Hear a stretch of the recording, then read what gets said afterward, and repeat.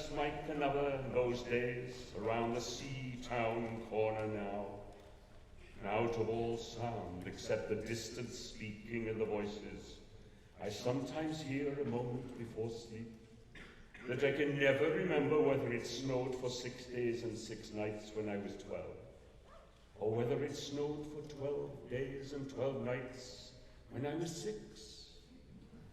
All the Christmases roll down toward the two-tongued sea, like a cold and headlong moon bundling down the sky that was our street. And they stop at the rim of the sea-edged, fish-freezing waves, and I plunge my hands in the snow and bring out whatever I can find. In goes my hand into that wool-white, bell-tongued ball of holidays resting at the rim of the carol-singing sea. And out comes Mrs. Prothero and the firemen.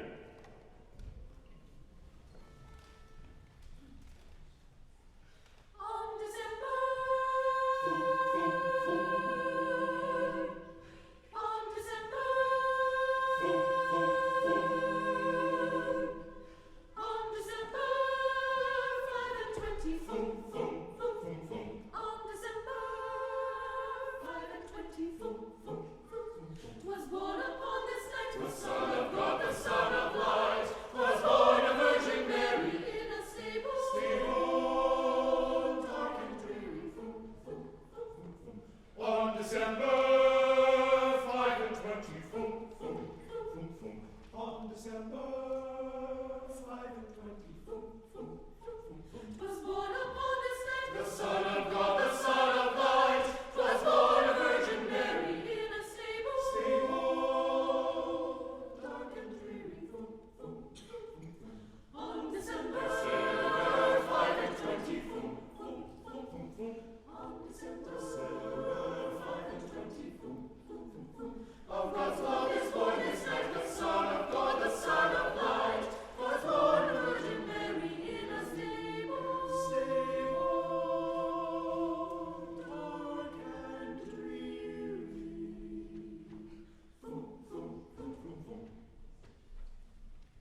It was on the afternoon of the day of Christmas Eve, and I was in Mrs. Prothero's garden waiting for Cats with her son Jim. It was snowing. It was always snowing at Christmas. December in my memory is white as Lapland, though there were no reindeers. But there were cats, patient, cold and callous, our hands wrapped in socks. We waited to snowball the cats. Sleek and long as jaguars and horrible whiskered, spitting and snarling, they would slink and sidle over the white back garden walls. And the rinkside hunters, Jim and I, fur-capped and moccasined trappers from Hudson Bay, off Mumbles Road, would hurl our deadly snowballs at the green of their eyes. The wise cats never appeared.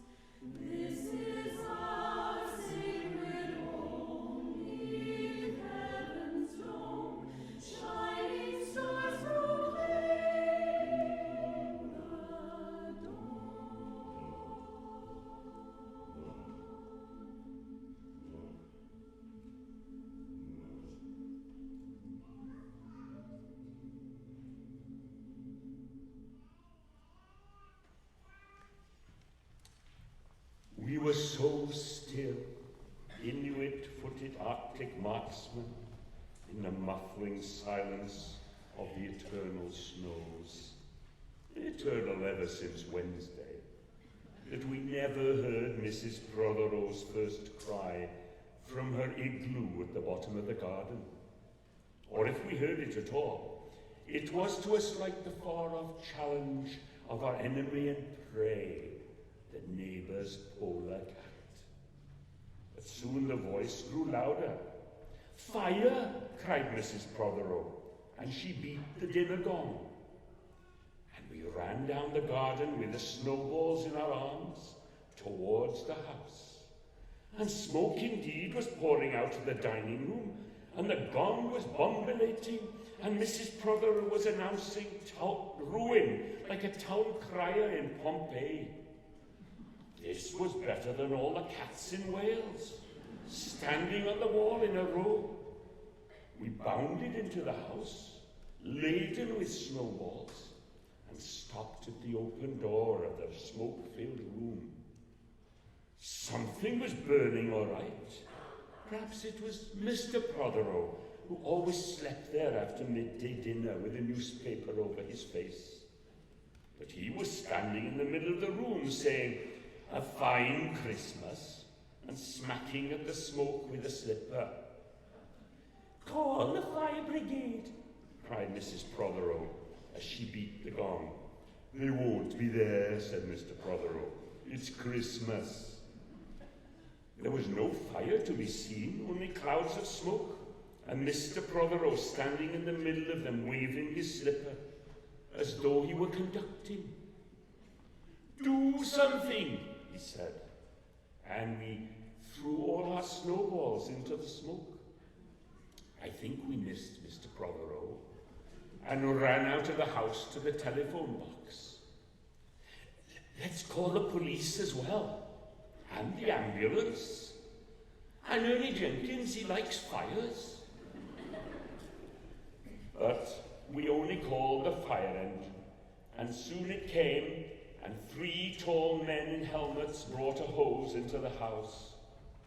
And Mr. Prothero got out just in time before they turned it on. Nobody could have had a noisier Christmas Eve. And when the firemen turned off the hose, and was standing in the wet, smoky room, Jim's aunt, Miss Prothero, came downstairs and peered in at them. Jim and I waited very quietly to hear what she would say to them. She said the right thing always.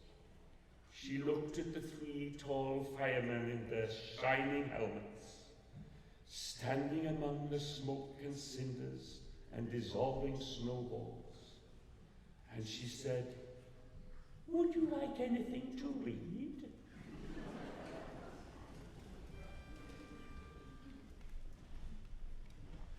See amid the snow, amid the snow.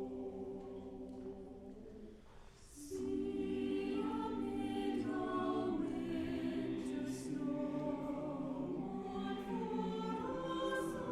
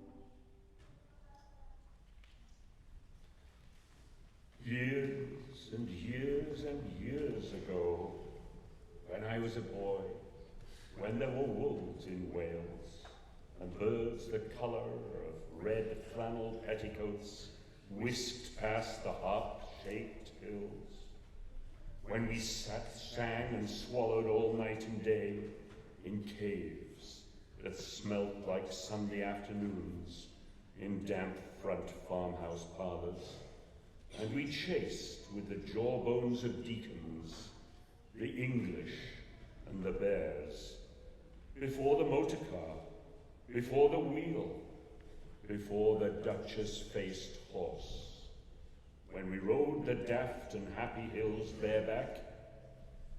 It snowed and it snowed. But here a small boy says, "It snowed last year too. I made a snowman, and my brother knocked it down, and I knocked my brother down, and then we had tea." But that was not the same snow, I say.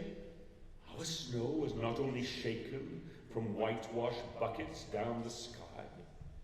It came soaring out of the ground and swam and drifted out of the arms and hands and bodies of the trees.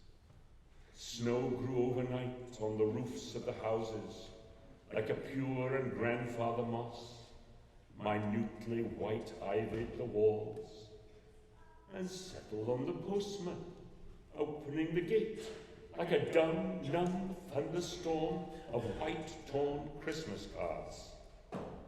Get back to the postman. Were the postmen there too?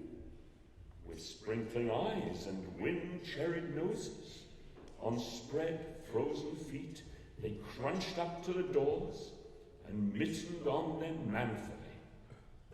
But all that the children could hear was a ringing of bells.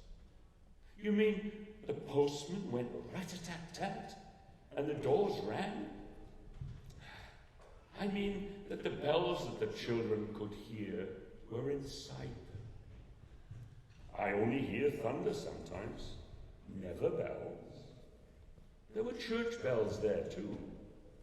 Inside them? No, no, no, in the back black snow-white belfries, tugged by bishops and storks. And they rang their tidings over the bandaged town, over the frozen foam of the powder and ice cream hills, over the crackling sea. It seemed that all the churches boomed for joy under my window, and the weathercocks crew for Christmas on our fence.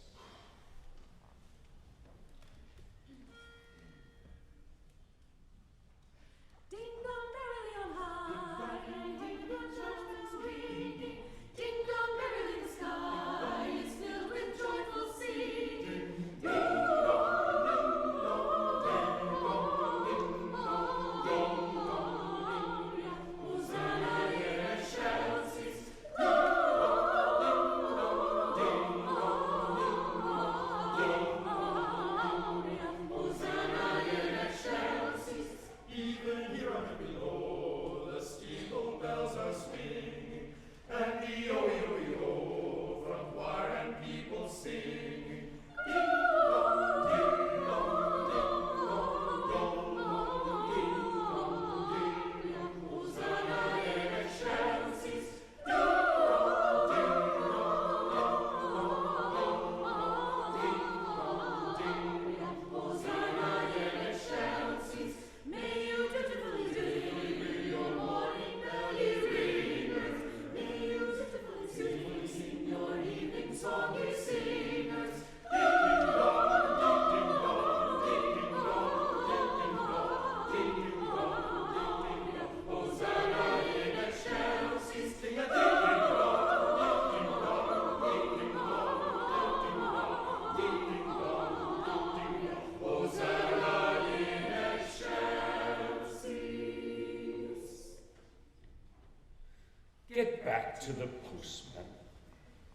They were just ordinary postmen, fond of walking and dogs and Christmas and the snow. They knocked on the doors with blue knuckles. Ours has got a black knocker. And then they stood on the white welcome mat in the little drifted porches, and huffed and puffed, making ghosts with their breath, and jogged from foot to foot, like small boys wanting to go out.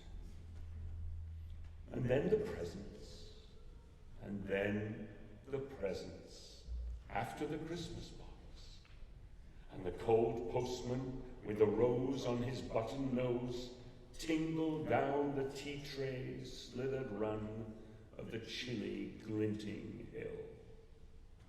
He went in his ice-bound boots like a man on fishmonger's slabs. He wagged his bag like a frozen camel's hump, dizzily turned the corner on one foot, and by God, he was gone.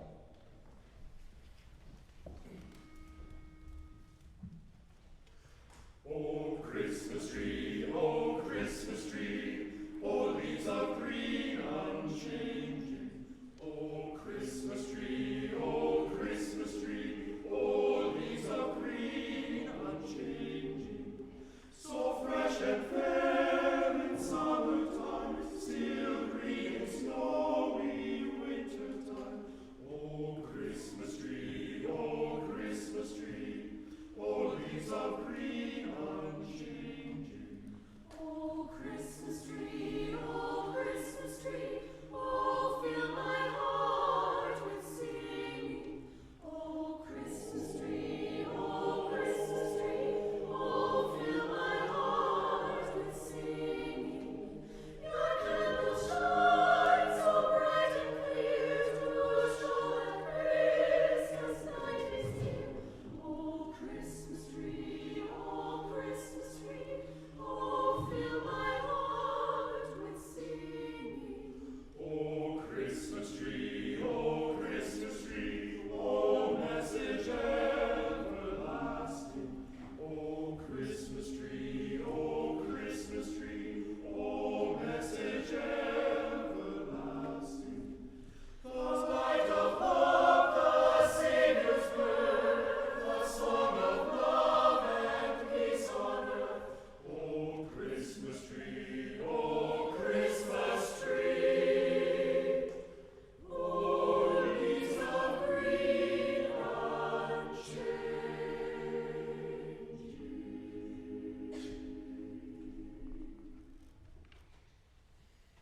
Get back to the presents.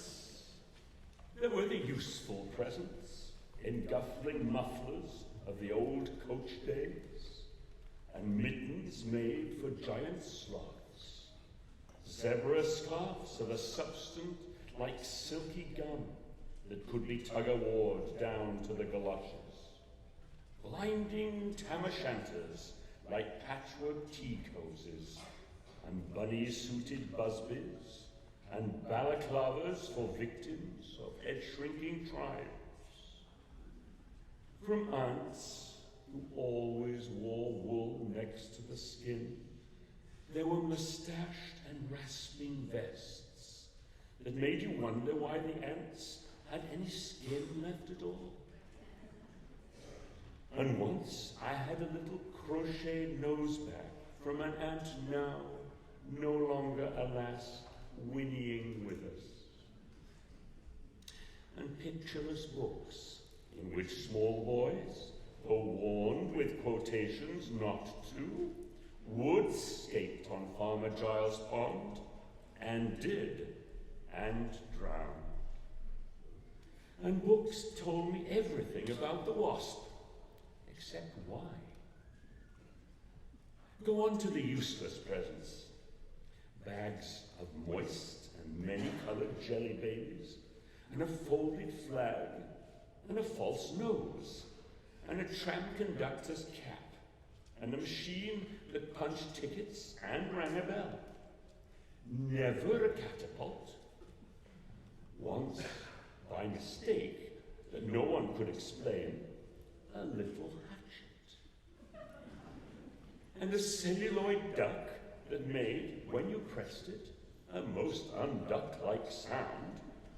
A mewing moo that an ambitious cat might make who wished to be a cow. and a painting book in which I could make the grass, the trees, the sea, and the animals any colour I pleased. And still the dazzling sky blue sheep are grazing in the red field under the rainbow-billed and pea-green birds.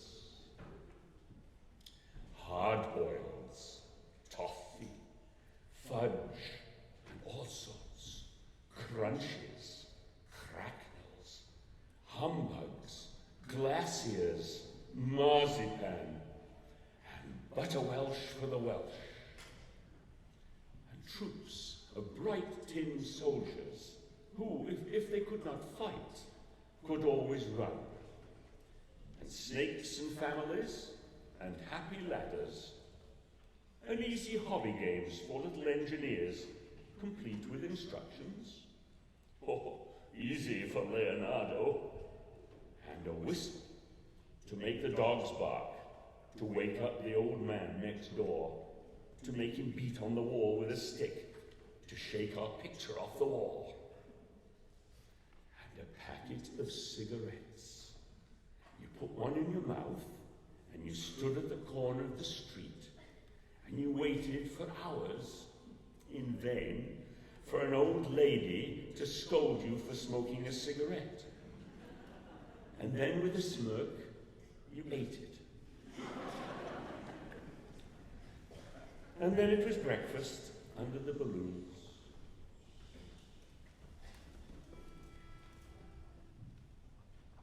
God rest ye merry gentlemen, let nothing you dismay, for Jesus Christ our Savior was born upon this day, to save us all from Satan's power when we were gone astray.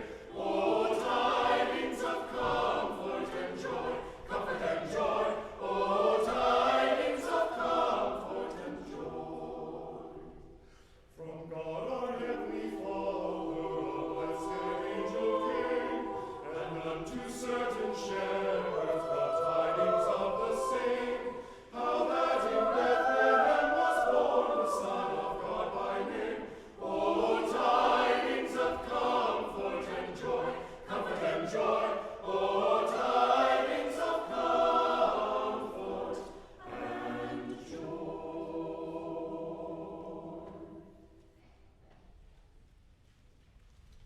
Were there uncles like in our house? Oh, there are always uncles at Christmas, the same uncles.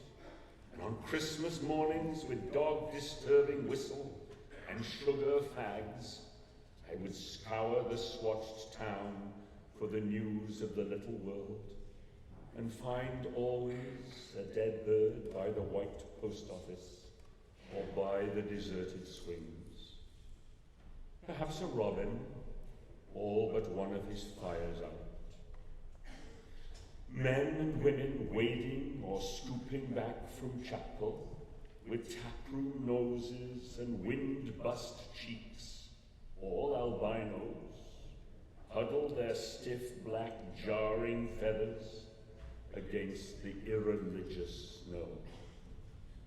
Mistletoe hung from the gas brackets in all the front parlors. There was sherry and walnuts and bottled beer and crackers by the dessert spoons. And cats in their fur-abouts watched the fire. And the high-heaped fire spat, all ready for the chestnuts and the mulling pokers. Some few large men sat in the front parlors without their collars. Uncles, almost certainly, trying their new cigars, holding them out judiciously at arm's length, returning them to their mouths, coughing, then holding them out again as though waiting for the explosion. And some few small ants, not wanted in the kitchen, nor anywhere else for that matter, sat on the very edges of their chairs, poised and brittle, afraid to break, like faded cups and saucers.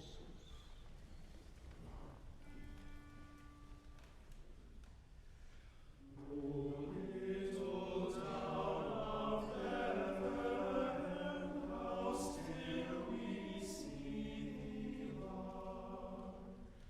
Above thy deep and dreamless sleep, the silent stars go by. Yet in thy dark street shineth the everlasting light. The hopes and fears of all thy years are decked in thee tonight.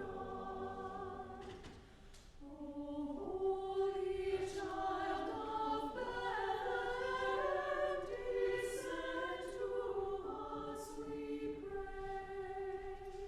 Cast out our sin and enter in, be born in us today. We hear the Christmas angels, the great glad tidings tell. Oh, come to us, abide with us, our Lord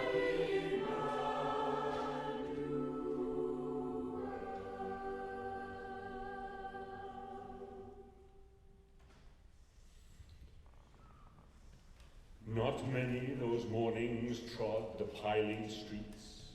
An old man always, fawn-bowlered, yellow-gloved, and at this time of year with spats of snow, would take his constitutional to the white bowling green and back, as he would take it wet or fine on Christmas Day. Or Doomsday. Sometimes two hale young men with big pipes blazing, no overcoats and wind-blown scarfs, would trudge, unspeaking, down to the forlorn sea, to work up an appetite, to blow away the fumes. Who knows? To walk into the waves until nothing of them was left but the two curling smoke clouds of the inextinguishable briars. Then I would be slap-dashing home, the gravy smell of the dinners of others, the bird smell, the brandy, the pudding, the mince, coiling up to my nostrils. When out of a snow-clogged side lane would come a boy, the spit of myself, and a pink-tipped cigarette, and the violet past of a black eye, cocky as a bullfinch, leering all to himself. I hated him on sight and sound, and would be about to put my dog whistle to my lips and blowing off the face of Christmas, when suddenly he, with a violet wink, put his whistle to his lips and blew so stridently, so high, so exquisitely loud, that gobbling faces, their cheeks bulged with goose, would press against their tinselled windows, the whole length of the white, long echoing street. For dinner, we had turkey and blazing pudding. And after dinner, the uncles sat in front of the fire, loosened all buttons, put their large, moist hands over their watch chains, groaned a little, and slept. Mothers, aunts, and sisters scuttled to and fro, bearing tureens.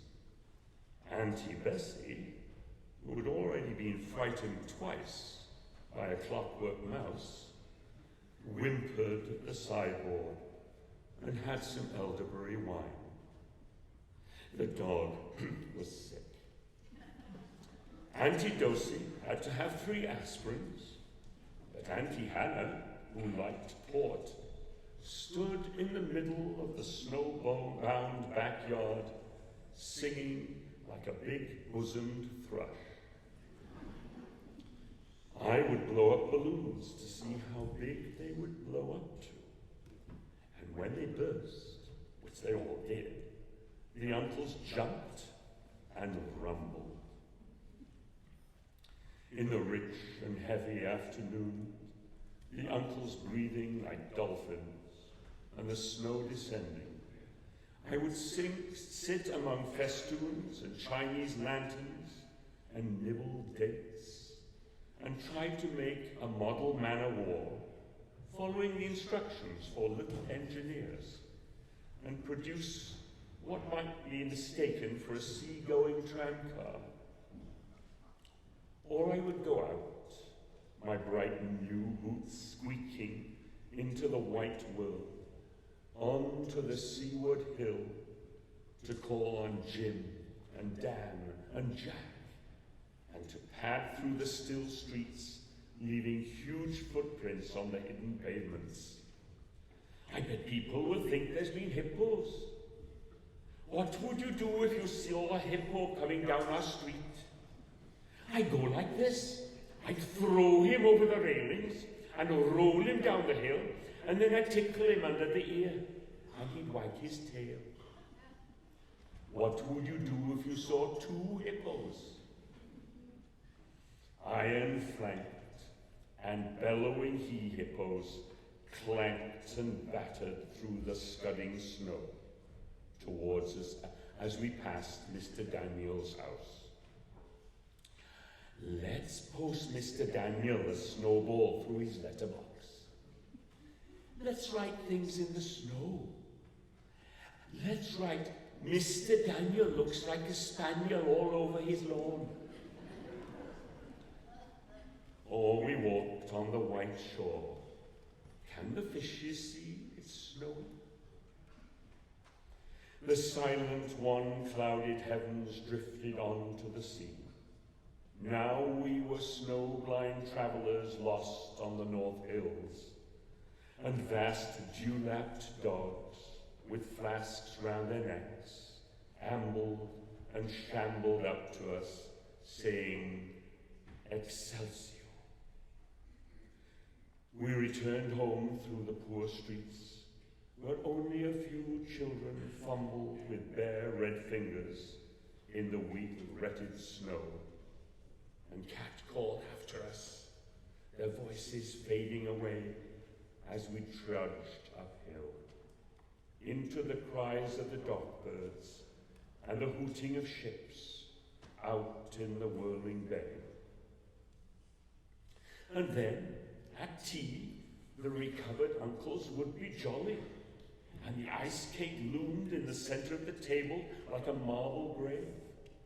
Auntie Hannah laced her tea with rum, because it was only once a year.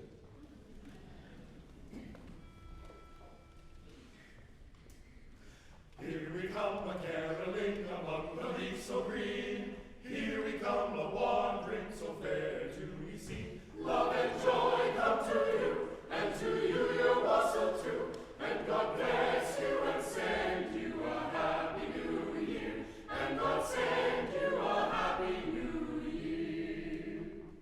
We're not daily beggars that beg from door to door.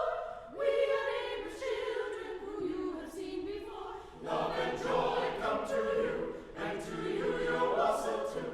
And God bless you and send you a happy new year. And God send you a happy new year. God bless the master of this house, likewise the mistress too, and all the little children that round the table go. Love and joy come to you, and to you your wassail too. And God bless you and send you a happy new year. And God send you a happy new year.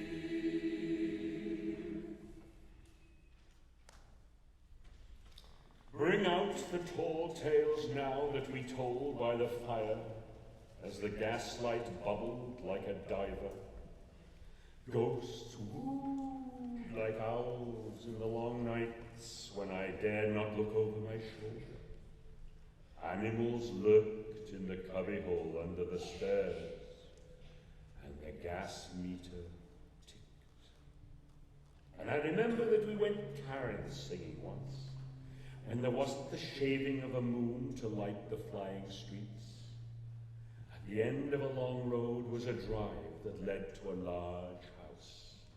And we stumbled up the darkness of the drive that night, each one of us afraid, each one holding a stone in his hand in case, and all of us too brave to say a word. The wind through the trees made noises as of old and unpleasant, and maybe web-footed men wheezing in caves. We reached the black bulk of the house. "What shall we give them? Hark the herald?" "No," Jack said. "Good King Wenceslas. I'll count 3. 1, 2, 3. And we began to sing, our voices high and seemingly distant in the snow-felted darkness round the house. It was occupied by nobody we knew. We stood close together near the dark door. "Good King Wenceslas looked out on the feast of Stephen."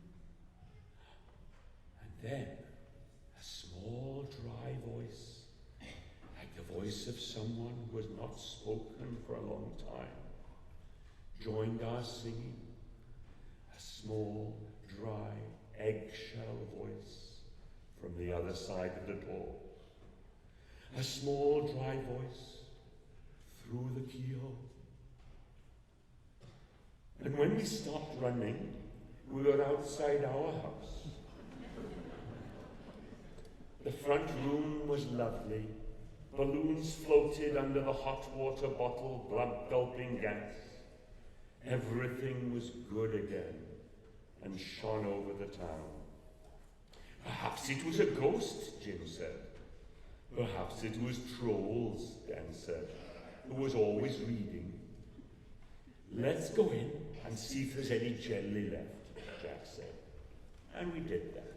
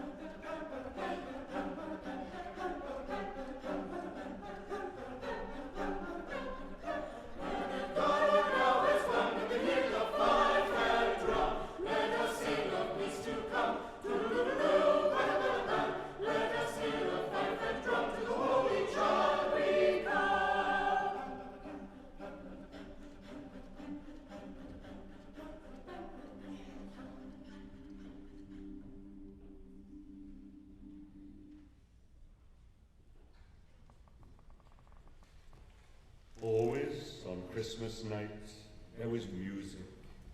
An uncle played the fiddle, a cousin sang Cherry Ripe, and another uncle sang Drake's Drum.